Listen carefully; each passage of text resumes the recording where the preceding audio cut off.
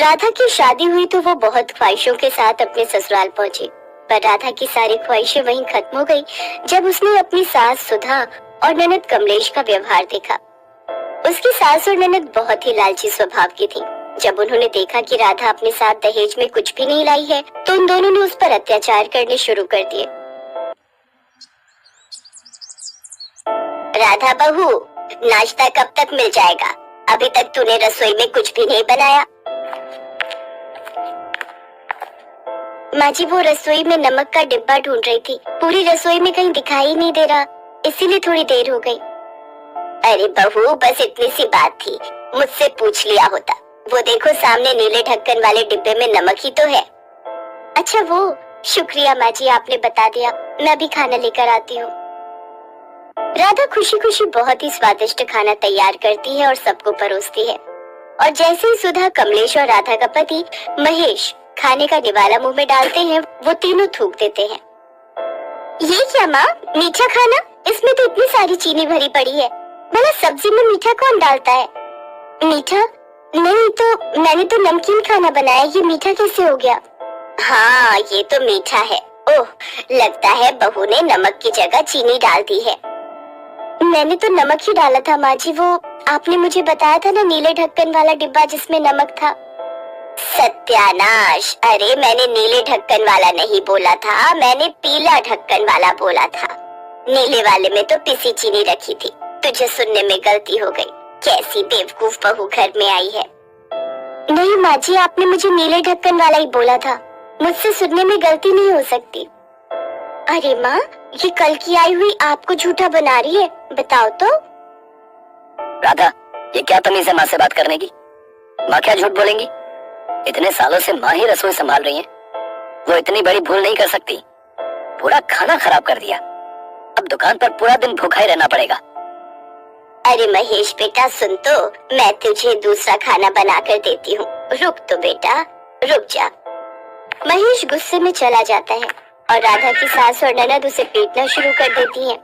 एक तो पहले ही तेरे ऊपर तरस खाकर तुझे अपने घर की बहू बना लिया, अपने साथ दहेज में फूटी कौड़ी भी लेकर नहीं आई, ऊपर से खाना बनाया वो भी मीठा, और मुझे झूठा ठहराती है। हाँ, आज तेरी खैर नहीं। सुधा और कमलेश राधा को बहुत पीटती हैं। राधा खूब रोती है। अब तो रोजाना ही किसी न किसी बात पर सुधा और कमलेश राधा को मारती पीटती रहती थी।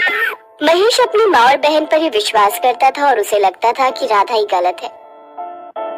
मेरा विश्वास कीजिए, माँ जी ने जानबूझकर आपकी ये नई कमीज धोने में डाल दी।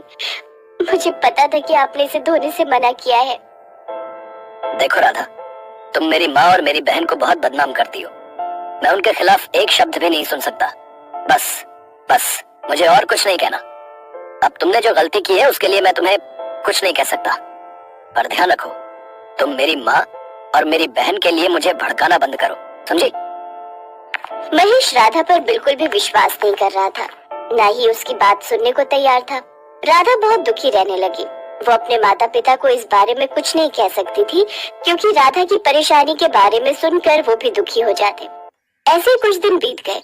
एक दिन महेश की नानी उससे मिलने आई हुई थी, पर महेश उनसे नहीं मिल पाया क्योंकि वो किसी काम से दूसरे शहर गया हुआ था। राधा ने उनकी बहुत सेवा की। नानी से मिलकर राधा बहुत खुश थी, पर राधा ने देखा कि उसकी सास और ननद नानी की बिल्कुल भी परवाह नहीं कर रही हैं। ये देखकर राधा को बहुत हैरानी हुई। राधा बेटी, तुम यही सोच रही हो ना कि सुधा और कमलेश मेरे से बात क्यों नहीं करती हैं? आज मैं इसकी सच्चाई तुम्हें बता ही देती हूँ। सुधा महेश की सौतेली माँ है। मेरी बेटी यानी कि महेश की सगी माँ कमला तो महेश जब 3 साल का था तभी इस दुनिया को छोड़कर चली गई थी।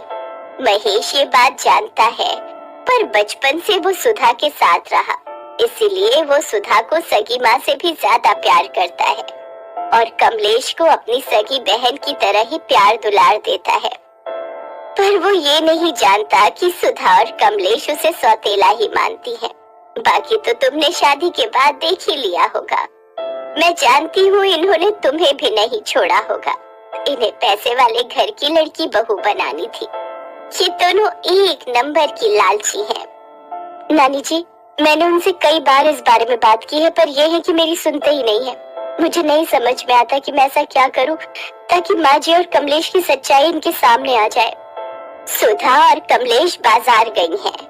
उनके आने से पहले मैं तुम्हें सब समझा देती हूँ, चिंता मत करो। ये देखो, हमारे पूर्वजों का 9 लखा हार है। मेरी सास ने मरते समय मुझे दिया था। शादी के बाद ये हार मैं कमला को देना चाहती थी, पर उसने मुझे कहा कि जब महेश बड़ा होगा तब मैं उसकी बहू को ये हार दूं।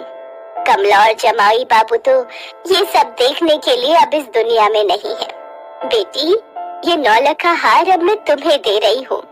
अब बस जैसा जैसा मैं कहती हूँ वैसा ही तुम करना। ये 9 लखा हार भी तुम्हारे पास रहेगा और तुम्हारा पति महेश भी सही हो जाएगा। राधा को सब कुछ समझाकर नानी चली जाती है। महेश वापस लौटता है तो राधा उसे नानी के दिए 9 लखा हार के बारे में बताती है। मैं आपको अभी दिखाती हूँ, बहुत सुंदर हार है।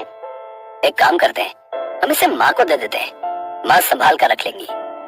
मैंने तो माँ को बोला था कि आप रख लो, पर उन्होंने ही मुझे मना कर दिया। बोला कि ये बड़ी जिम्मेदारी वो नहीं संभाल सकती। अच्छा, मैं अभी जाकर पूछता हूँ। लाओ दिखाओ जरा हार। कहाँ गया?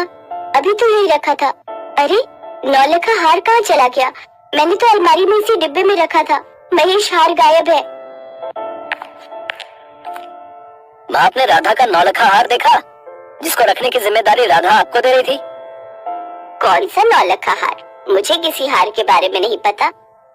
वही हार माँ जी जो नानी माँ मुझे देकर गई हैं। भैया, नानी माँ